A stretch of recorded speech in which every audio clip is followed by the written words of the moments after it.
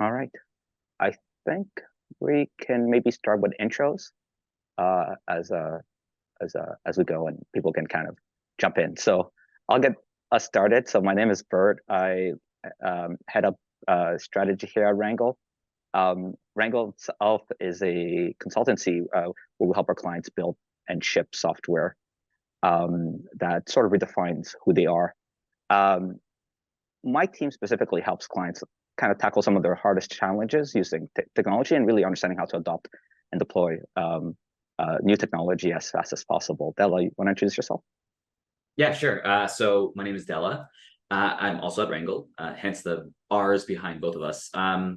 Yeah, I'm a senior solutions architect. So generally, my jobs with all of our clients tend to be very similar to Bertrand, but more kind of nitty gritty, more kind of in the mix where I actually do the implementation. And I have been exploring very recently sort of everything from the like practical enterprise opportunities and implementations of generative AI to the like sort of developer experience with generative AI to maybe even more hobbyist like experimentation around UX and UI with the generative AI world. So, I have some breadth of experience that combines both consulting with my passion, which is actually honestly AI.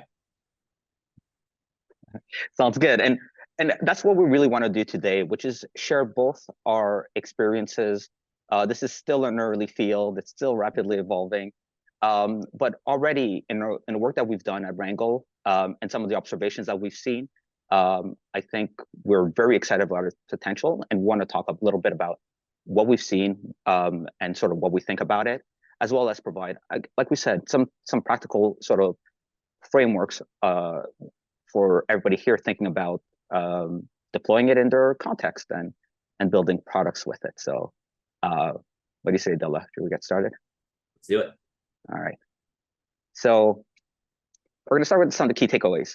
We're going to cover three things during this webinar, and as we go, again, I would sort of kind of ask you to ask your questions in the chat. We do have a Q&A at the end, but feel free to just jump in.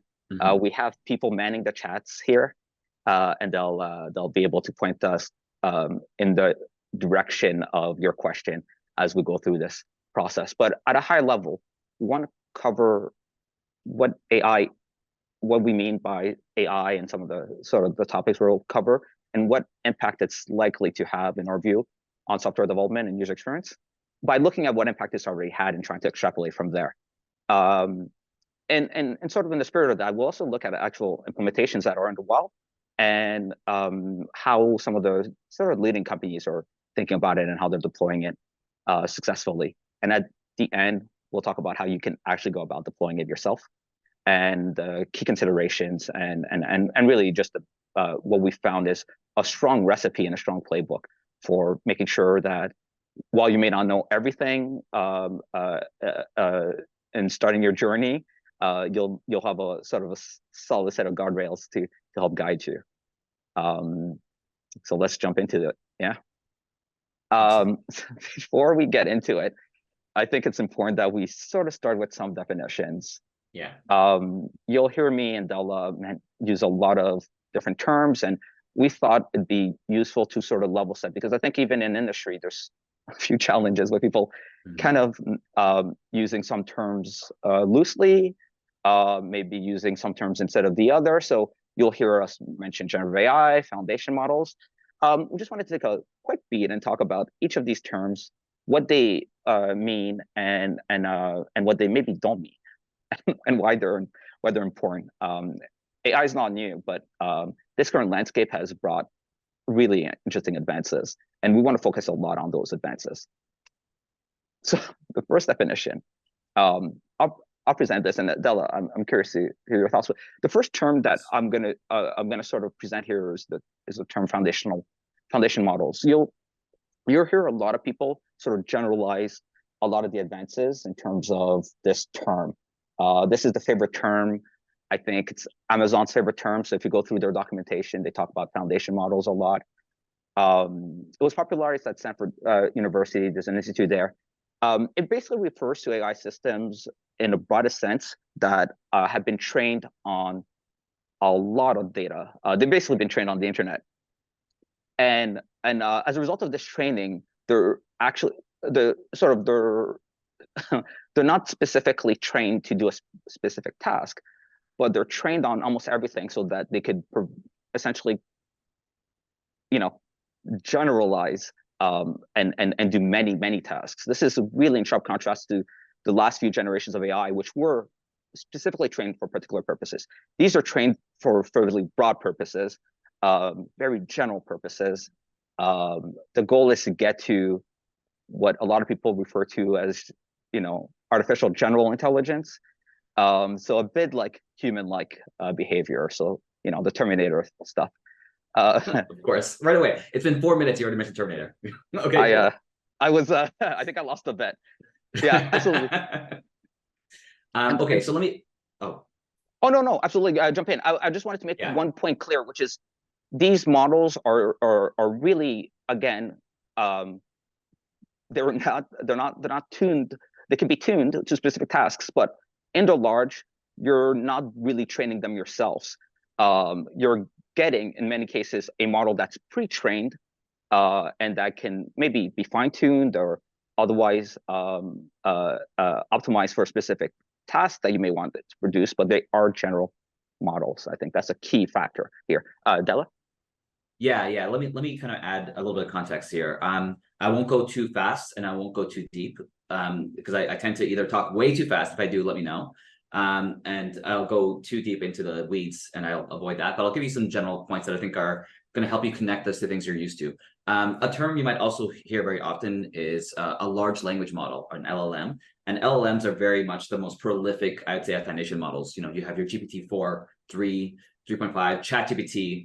Is a good example of an application that's wrapped around a foundation model. The foundation model in and of itself is quite simple. It's like, almost think of it like a little file on your computer that can just take text in and put text out, because it's a text-focused foundation model. And the ChatGPT application kind of wraps around this. It adds like logic for taking certain formats and turning it into like a nice picture, or turning into nice, like formatted code.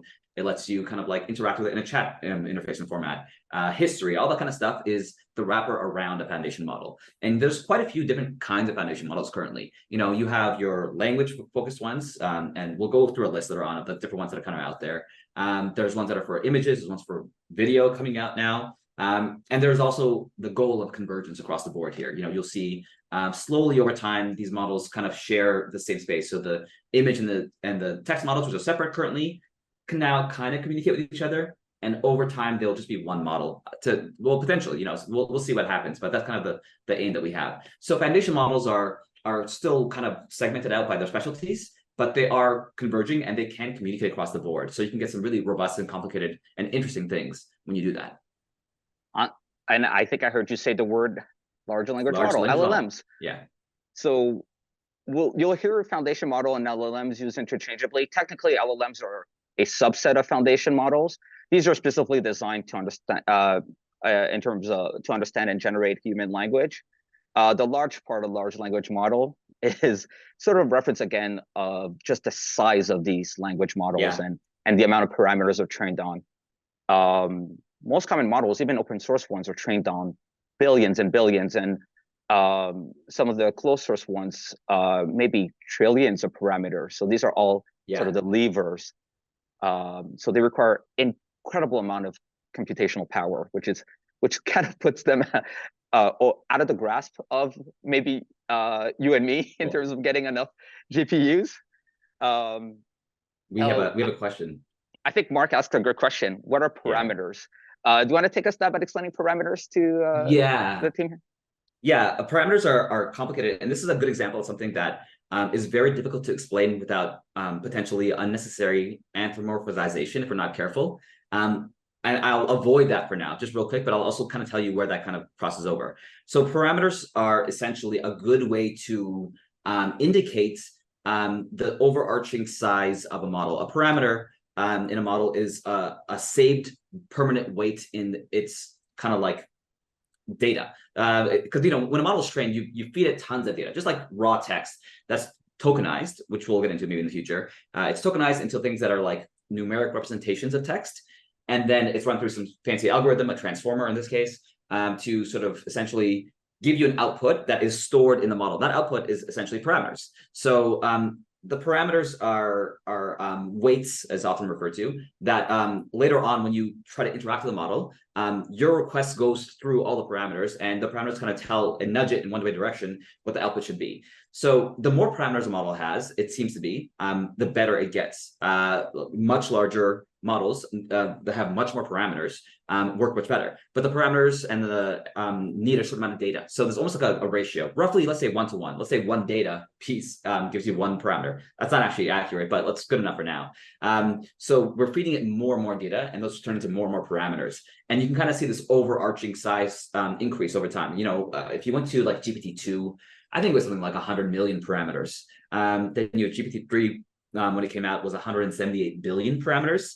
And then there's rumors, because GPT-4 is much more hush-hush, but we get some kind of insights that we're coming roughly at around 1 trillion parameters in some way, or form, with the largest models we have right now. That being said, we're also finding ways to, over time, shrink that down, because the issue with the very large models with lots of parameters is that because current architectures require every request to go through each and every parameter in a quadratic fashion, let's say, the larger the model is, the slower your inference is, and the more costly it is. So people are trying to find ways to get those models that are really big to be smaller while still maintaining their kind of quality, and they're finding success. So the parameter number overall will change. You'll see the best models, like I think when GPT 3.5 came out, which is a subset, a smaller version of 3, it went from 178 billion to something like 30 or so billion parameters, while still actually improving quality, because they're able to, with fine tuning and other steps that I won't get into, very technical steps, get the model to be much smaller while still maintaining the quality.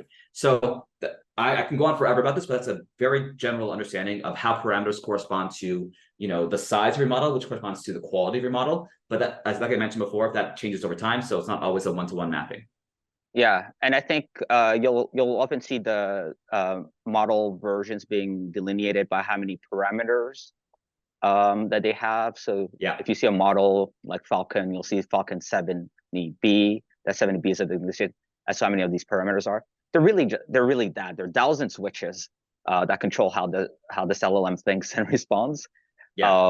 And certainly the more the more potentially capable. But I think it's often a mistake to just believe that because you have a model with more parameters, it's more powerful. How these things are tuned and set up is very important too. But in general, the more the better. Actually, before we move on, let's talk about this other term that has been used a lot: generative AI. Generative AI is a broad term, and I think it refers to a different dimension as to generative AI refers to sort of the capabilities of some of these models that we've been talking about, these foundation LLM models. Very simply, generative AI is any sort of AI system that can generate content or data. Technically, a generative AI could be a non-foundation on an LLM model, but the most interesting generative AIs are LLMs at the core and language models. So this one is self-evident. And so as we talk here, we'll be focusing a lot on generative AI, these foundation models, these LLMs, and actually, Della was also going through this a little bit before. These are there's different modalities to these LLMs. This is a good sort of summary of the ones that exist. And when you look at this list, I think it's important to kind of think about maybe a potential application you may have and what kind of task it's trying to achieve.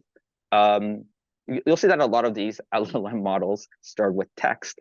So they take text either from a human or another system and can use that text to usually give you an output that is either an image, 3D, some kind of a sort of 3D representation, text, video, audio, code, which is specialized text that can run. And I think when you in practice, when you think about implementing again AI within your application and things, you're usually using a pre-built model. Building models is sort of a research task and activity, and so these are some of the leading ones for each of these categories. Again, there are a lot of research labs. Stability is one of the most prominent of these. OpenAI is actually a research lab as well, though maybe it's a research lab that is kind of a subsidiary of Microsoft. But you'll see that the rest of the examples provided here are really sponsored, if not built by very large companies. What you would do in your actual work is taking one of these models and applying it to your space. And not really, again, to make this point clear, building your own foundational model, unless you want to. But we wouldn't call that the most pragmatic and fastest way to market. These cost, and people have been very hush-hush about just how much these models cost to make. But I think it's very clear right now that it's in the hundreds of millions to even play, more practically speaking, the billions, and just compute, let alone those PhD salaries. Any thoughts on that, Della? Anything to add to this? Yeah, absolutely. I think yeah, that's a really important point to bring out here, is that you end up having to play this game in terms of like deciding what model direction you want to go in. You know, the best of the best are going to be the ones that, you know, cost hundreds of millions, if not, like you said, in the billions of dollars to overarchingly deploy and create. You know, there's the process of actually training, which costs money, gathering data, having the PhDs, having the architecture and the infrastructure. All this is going to take time and effort that requires a huge team of people to get to the bleeding edge constantly. And that's a really powerful thing that's happening.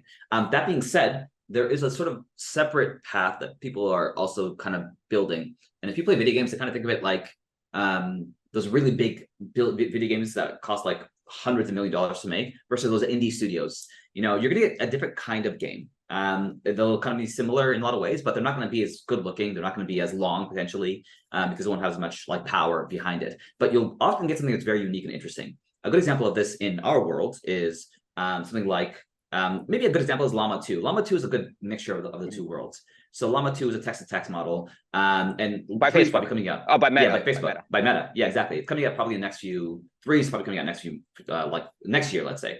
But this one overall is about as good as a GPT 3.5 Meta Llama 2, but it's significantly smaller. Like I mentioned before, we've gotten much better at making these things smaller, and Llama 2 is quite small. And additionally, it's open source. So people have taken this Llama 2 model and they've fine-tuned it, they've fiddled with it, they've kind of done their own experiments with it. And now there are, you know, plethora, dozens of smaller open source models that are often trained to be more specific in certain tasks, or trained to, you know, have certain kind of like outputs or efficiencies or who knows what.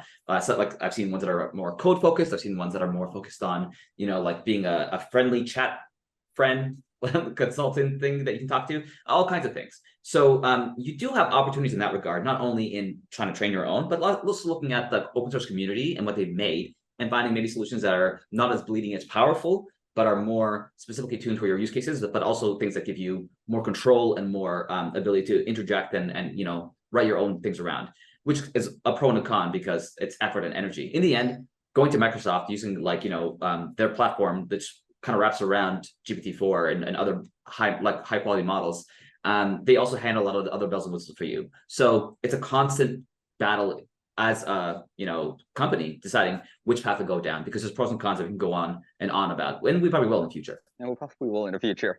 Yeah. Yes, and the last point I'll make here is that some of these are obviously controlled and private. Some of these are open source, and so this goes into really your strategy and your constraints and the constraints of your environments. You know, here at Rangle, we do a lot of healthcare related applications, and so models like Llama 2 are very powerful in that context and giving us control and giving regulators a sense that you know, passing those audits and giving regulators more comfort in that we're controlling sort of who has access to that information and what that information is used for. This is a big thing in Europe. It's not just privacy and HIPAA and keeping that, but training on healthcare data is a very contentious one, especially without consent. So you know, if you have control over it, if it's open source, then you know there's some advantages there too. And open source is behind the private models right now, but you know, in many cases, it's super viable and it's growing, I think, faster in some cases, maybe except for OpenAI. Yeah. On that point, I think before we move into how to actually think about deploying these in your environment, I think it's useful to understand that one of the key challenges facing companies wanting to start to do this is what experience, what kind of value to provide users. And I wanted to I think we wanted to go over a few examples of what some companies are doing in the wild, and how they're thinking about it, and how you may adapt that a little bit in some of the patterns in terms of the UX and UI that you see. We'll talk a little bit more about some of the practical implications of this UX UI, but in a little bit. But I think seeing it and seeing the different flavors is really helpful, and it's usually a first point for any conversations in many companies. This is all great. It's very exciting, but what are we actually going to do with this? What are we going to offer our customers, and how is this going to drive any sort of value to our business? I want to start with Intuit Assist because it's it was the most obvious for me that they were working on something like this. And when they released it, it was exactly what I expected. It's a chat interface that helps you, that has access to all your data and all your financial data, and helps you make choices. And you know, they did buy Credit Karma. Credit Karma mostly helps you buy credit cards and pick credit cards that fit. I saw, so this was I think this is one of the patterns that we see. Just, hey, we have access to all your data. Why don't you ask questions? Why don't you talk to your data? Rather than what Intuit was before, which is analyze your data. Here's all these graphs. Now you can kind of talk to your data. I think this is a prevalent one, and it has been probably one of the lowest hanging fruits for a set of applications. Yeah. This one is interesting as well. Lonely Planet, for people who don't know on this call, create content. They will create travel guides for locations, help you plan your next trip. They provide some of the most, I think, interesting and differentiated overviews of different locations around the world, and especially as regards the uniqueness of each of these locales. They here they have a product called Thrill, which I think is really cool. It takes pictures, that people Instagram of themselves, and turns those pictures and basically takes those that content and turns it into what are called bookable content. So by just posting as an influencer, by just posting a recent trip to, let's say, India, Thrill is able to turn that into something that people can click on and book that trip. And that, again, driven by very, very large language models that can understand really the details of what's happening within the image, but also extrapolate from there. It's not enough to know that I was in India, but it can tell which neighborhood, but it kind of knows, and it can kind of figure out what I would want to do in that neighborhood, what I would want to do in the morning, what I would want to do at night. So this is actually a very cool way of leveraging and a different UX and a different UI. And it's very hidden. It's just behind a button. You book now, you post, and that generates a trip, and that trip can be booked. So not chat, but actionable sort of experiences based on just very easy input, and the text and the image, and it also takes, which is cool. I noticed that it also takes the pictures and the comments into consideration. Very cool. So one thing about that, I want to just add a quick, really small anecdote. So just to kind of give you an idea of the power of this, even going beyond images. So a little while ago, I was hanging out with a friend of mine who lives in the city. I live in Toronto, and I went to say, hey, what's in between me and him that is on the subway line, that is a place we can have dinner, and we can maybe go for a walk afterwards in the summer. It was in the summer, in a nice park. And it was able to say, okay, well, this is where you are on the line. This is where they're on the line. Here's a good place in between. And nearby there's this restaurant, or these group of areas with like cafes and restaurants. And then there's a park over there you can walk in, which is a very good view, and it has like some water, which is nice. I know you mentioned you wanted to do. I didn't give it a map of where I was. I didn't talk to it very much about what I wanted. I just give it an idea of what I was looking for. And that kind of power exists in ways that people aren't intuitively understanding. You can really pull out a lot of insight, a lot of knowledge from text or images. Yeah, and with the increasing ability for it to understand images, it can do the same thing with like a picture, but in very creative ways. Like this is a picture that you see in front of you, but you can also just kind of give it, like Bertrand mentioned, text to augment it, or maybe a picture on a map, or maybe like two locations, potentially probably in lat long. You probably figure that out roughly. It has the ability quite well to extrapolate and to generalize around this information, which before required like multiple different levels of data, like get that lat long, do a Google map search, what's the city, what's the location nearby.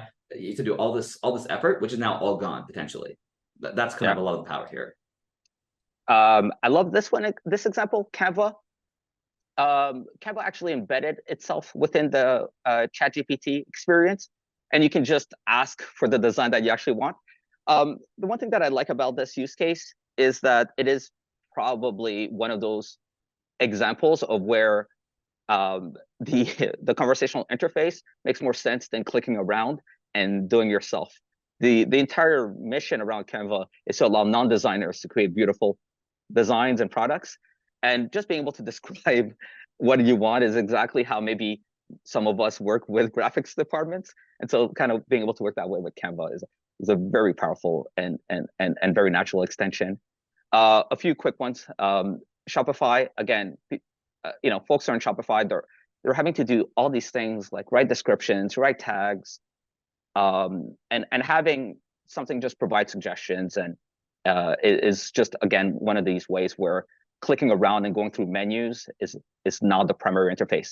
Can we highlight that try again button right there and the icon in there? Yeah. Yes, and we'll talk more about these and these patterns, but I think it's important to highlight both some of these emerging things, like the little logo over here, the little stars, and the try again, because again, what you're trying to do here is, in this case, it's offering suggestions, and it's trying to figure out a little bit what you want, and you can kind of have it generate multiple permutations, and providing maybe special instructions and a voice. So I think this is very powerful.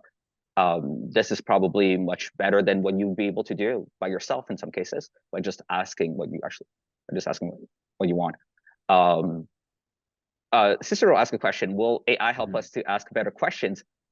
The answer to that is unequivocally yes. Even if we make them to humans. Cicero, do you want to explain that last part? Even if we make them to humans? The idea is more about using AI for us to have conversation with other humans, because they are going to teach us how to make better questions. Yeah. So there's a lot of products that are actually doing that right now. I actually, Khan Academy has actually has a set of AI tools that help people teach as well as to learn. And so they're helping the actual human explain to humans better. I think that's pretty cool. And AIs can actually talk to other AIs to help us. We'll look at that in a little bit and how we can leverage that. And I think the last one I wanted to show is that it's not all chat and it's not all buttons. Where we're moving to is what some people are referring to as agents. This is an example of one of these tabuli. You can ask it a question like, should I buy an NVIDIA stock? And the answer is yes, by the way. And then leave and have it do all the work. It's going to do the research. It's going to coalesce the research. It's going to provide summaries. It's going to provide backing resources. It's not synchronous. It just kind of works for you in the back and comes back when it has an answer. And so we're seeing that pattern also emerge a lot. These agent likes where they'll come and talk to you when they have an answer.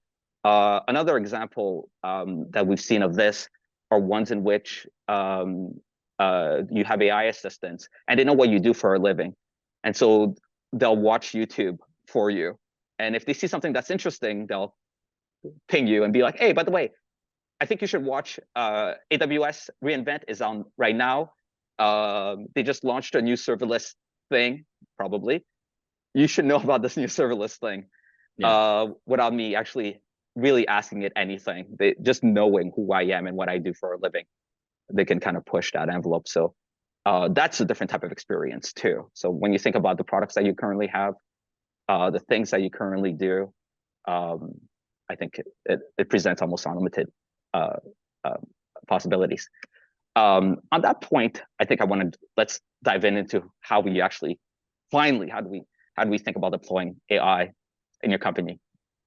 So there are three things to consider, basically: the user experience, the model consistency, and how you evaluate performance of that model. The user experience is obvious, and we'll talk about some of the key things to do and to consider as you build your user experience. But we've talked a little bit already about different types of user experiences and how they work. Model consistency is another sort of challenge you have to overcome. These are, by their nature, broad models that try to guess what the next piece of a word is.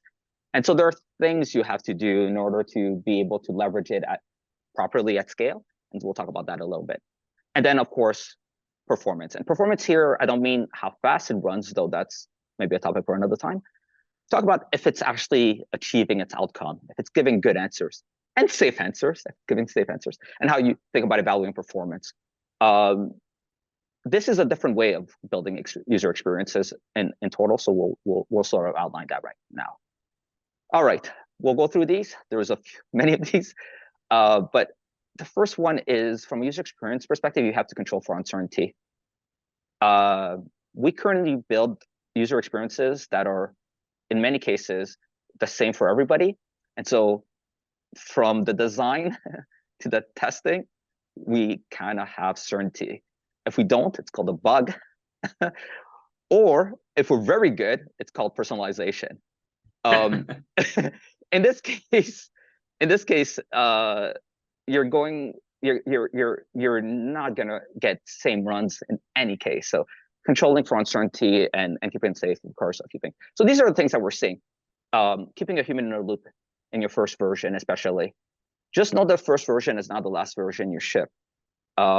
So this has been key to allowing us to, really has been key to helping our clients ship in weeks, not months or years, just by thinking about keeping that human in the loop is essential. Managing expectations. We saw that a little bit in a few of these other things. I like ChatGPT's example of this. Hey, we're using AI. Intuit does this. They just say, this is using generative AI. We'll do our best, but just be careful. This is another way of sort of making sure that your users really are put in a good position. The third one that we really like is provide suggested prompts, provide guidance, provide the next step. This is really underutilized. Not only can the model sort of generate this content, but it can also generate potential next steps. This is very key in a lot of B2B settings, where you also kind of know what the key tasks are usually, or where they want to start. We've also seen this with people trying to create AI models to handle customer service, so common complaints, and starting there. And so by providing these prompts, you sort of control a little bit more of the uncertainty. Sometimes people are having trouble expressing themselves or expressing the right question. And so this is one way in which, to Cyril's point, that you can kind of get to the point, right? I want to see my current balance. There's maybe 12 ways of maybe expressing that sentiment. And so providing these suggestions is one way of helping everybody stay on a happy path. Yeah, any comment on that, on those three tips there for user experience, Della? Yeah, I think that I think my overarching takeaway from this, and my experiences as well, is that we're overall moving into a very new paradigm in terms of how we interact with computers. This is a big push, a big effort. The vocal communication, the more sort of loosey-goosey text like chat communication, which normally would be only the purview of human-to-human communication, is now going from human-to-human to human-to-computer. But there are all these other things that we expect with human-to-human communication that we don't have right now with a human-to-computer. For example, I can talk to a person and I can say, hey, can you get me the best picture of like a dog, and it can show me a picture, and I would say, no, not that one, give me that one instead, or one that's kind of like this or more like that. I can kind of do this like back and forth communication with them. And I think that we're trying to imitate that same sort of functionality in these models to some degree, and on top of that, build other tools that kind of augment and patch in gaps. So it's kind of like if you were around back in the early development days of iPhones and stuff, you had skeuomorphic design, which was all about getting people to kind of map the things they understand and know to a new paradigm. Like a camera icon, it was like, oh, that looks just like a camera. So this is the camera. The buttons kind of remind me of what you see in a camera. The lens looks like a lens. All these things were kind of just like little bits of signaling to people. And we're very much in that part of this process. So we have to do constant work to ensure that we are communicating to people, not just this is AI, so don't expect perfection, but also you can refresh this thing. This is kind of the equivalent of asking again. This is the equivalent of refining your details and kind of helping people align along those paths that are sensible or like understandable to them. And this is a very interesting design challenge. We have a question too. What's the question? We do. And so it's a good question. Rand asked, how would you suggest going about detecting or minimizing bias in AI? There's not a single one solution to this. It's when we talk about user experience, one of the key user experience parts are, the brand and how the brand expresses itself through this experience. It's often a huge concern of company adopting AI. And so when thinking about it, you want to really layer on several approaches. We'll discuss performance and QA in a second. But when you look at your user interface itself, a lot of what's going to help you at first, and we won't go too much into the detail of this, is by providing some kind of tuning to the model to help it stay on topic. So one of the core ways of really minimizing and reducing risk is, if you can, minimize the domain in which you allow it to answer. So guiding the user is also a huge one of the reasons why some of these patterns have evolved is because they fundamentally also help minimize that risk. So provide prompts, provide suggested prompts, make sure that you're applying it in a very specific domain so that it doesn't, let's say, talk about politics when you're just trying to book a trip to Europe. Yeah. And so thinking about the core model and that user experience goes a long way. There are other things you can do in terms of looking at its performance. One of my favorite example is sometimes passing in the results to another model, the same model, and asking if it's biased. Mm-hmm. And if it is, asking it to remove the bias. It sounds silly, but it works incredibly well. Yeah. And we'll look at examples of doing that later. Della, any thoughts on that question? And I'll just add that it's probably important to change a little bit of how you think about this. I think that bias is a very normal part of all human interaction. There's no two people out there when interact that don't communicate bias. The question really isn't how to remove all bias, and then we're just talking in ones and zeros. And even that probably has bias. The question is, how do I bias the conversation to the things that I think are important to talk about in some ways? I don't want to have an unbiased conversation about politics in my chat app for banking. I wanted to bias away from that and talk only about banking. It's like, okay, you can talk whatever you want about politics. I'm going to ignore that. I'm talking about this. You really want to kind of almost embrace the fact that you're not trying to be unbiased. You're trying to actually encourage and create a device or a machine or an interface that really focuses attention away from those unnecessary or superfluous topics and considerations. All right. So I think the answer to how do you detect or minimize bias is by making your model bias to the things that it's supposed to be doing, and just focus it on that and steer clear. Just make everything an answer to which credit card you should buy. Actually, this leads us nicely to our second point. So first, you imagine that experience. Once you have sort of that vision, uh, you use some of these user interface tricks, right? Keeping that human in the loop, providing maybe some guides, um, and the like, to constrain in a sense and provide a better user experience around it. Now we have to talk about the model itself. So a lot of things can go wrong in the model element, as sort of Rand alluded to. And so there's a few things you can do in order to like we said, make sure that it stays focused and it stays on task. One of the most prevalent one is what's referred to broadly as JSON mode. This is not really a technical. It's a very technical part of it, but it's very easy to understand. You basically ask the model to return very specific things. A good example of this is if I have an app that is meant to recommend recipes. What I can do within my model, within the prompts of the model, is ensure that it always returns a pre-filled object. So I'll create a JSON. I'll say, okay, I need the title of the recipe, so fill in title, and I need ingredients, so fill in ingredients, and then I need maybe the cost of the items, fill in the cost. So you have this JSON that has these 3 keys, and you just tell the model in your answer, don't give me unstructured text.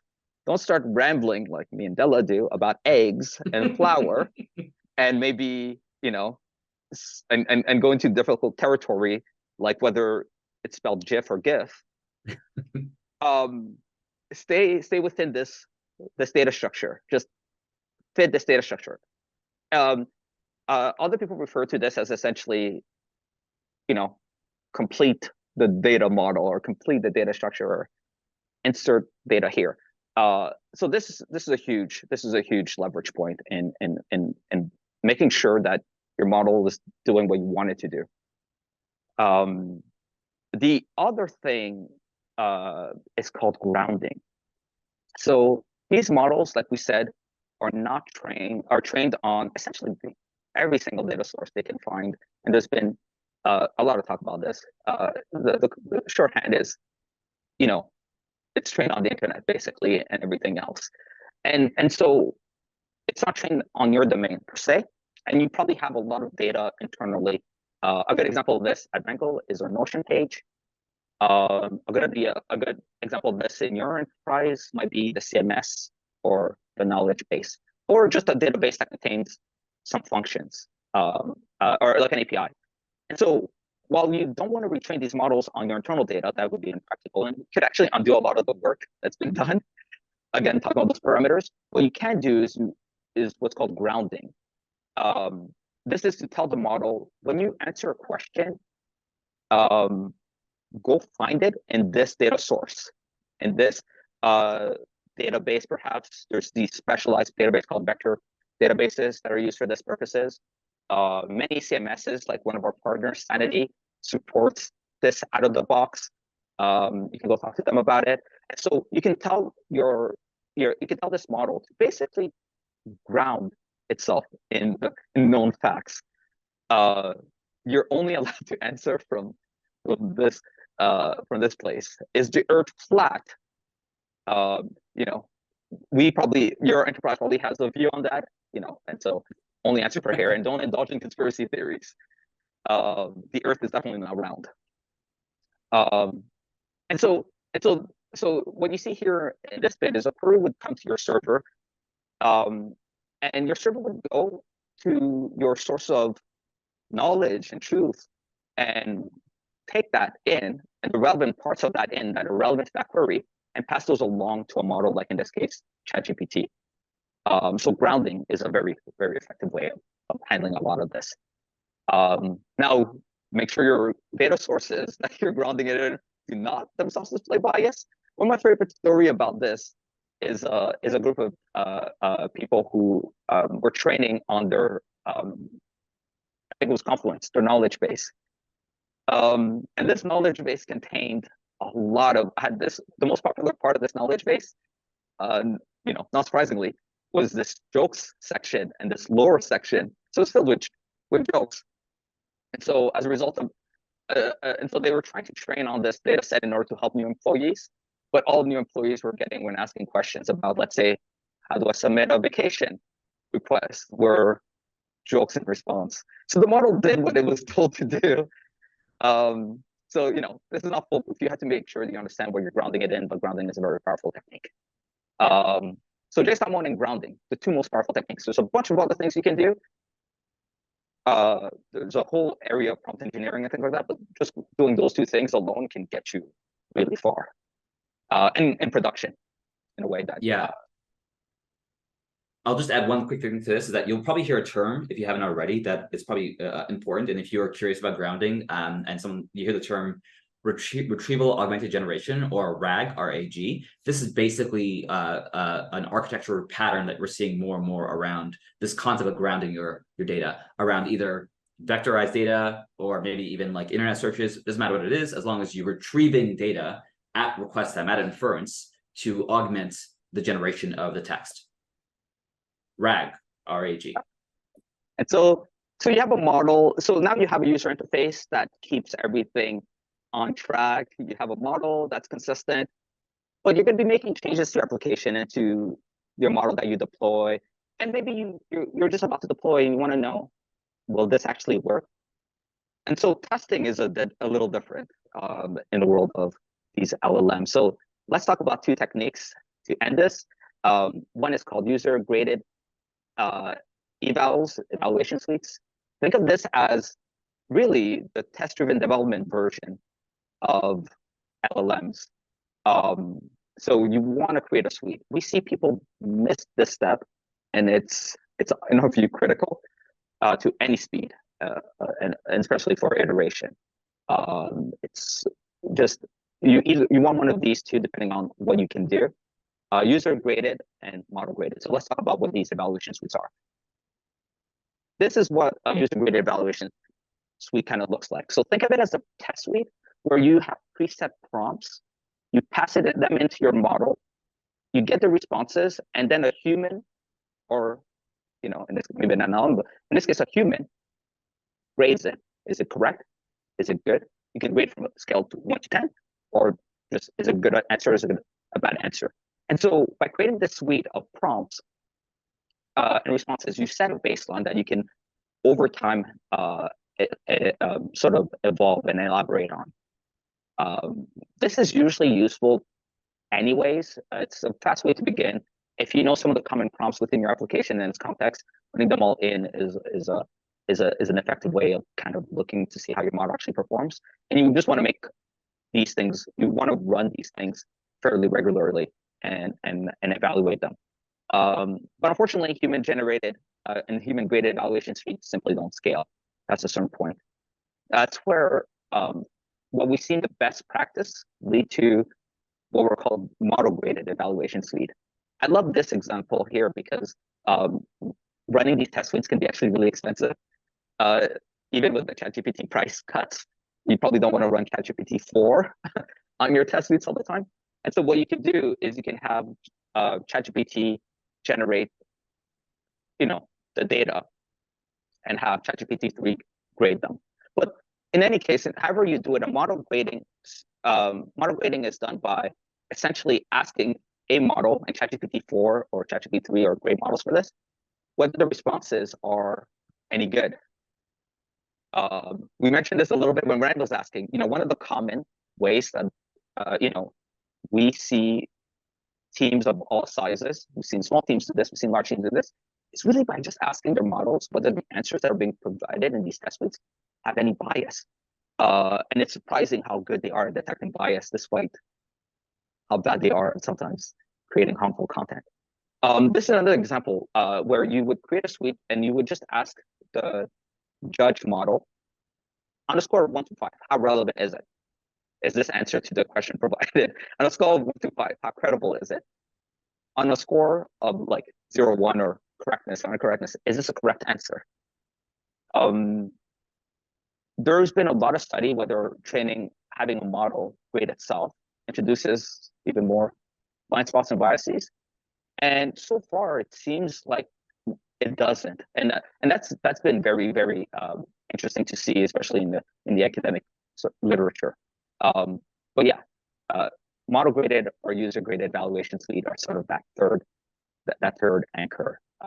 So again, to summarize, you just want to control consistency in the UX. You want to kind of apply some of those patterns that we've discussed in terms of driving model consistency, and then create a test suite.